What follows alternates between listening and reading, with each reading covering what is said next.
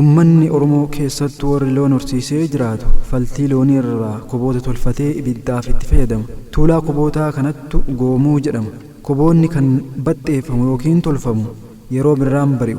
San dura ganna keessa faltiin loonii bakka tokkotti tuulama.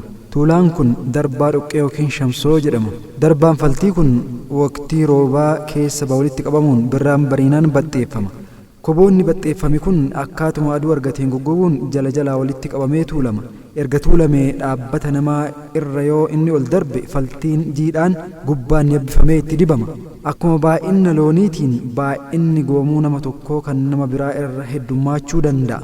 Akkuma suuraa irratti argitan kana dhoqqeen dubaan itti godhamee akka roobni hin seenneef bara biroottis darbee haala saniin dubartoonni kaamittiin yookiin kan baay'ee dalagdu beekamtuun haala kanaan ibiddaaf itti fayyadamti.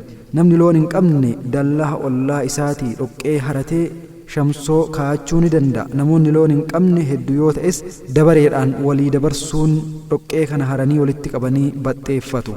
Namni dallaa isaatii akka faltii haratan eeyyame akkuma nama loon namaa kenneeti jedhama Oromoo biratti. Uummanni Oromoo akka jireenya loon isaatti tolutti baddaaf gadabitti godaanaa jiraata. Kanaaf yoo loon isaa faarfatu daalee shuraa kiyya daalee shuraa bakkuma sii tolte laalee bulaa jedhee faarsa. Oromoon looniif kabaja guddoo qaba.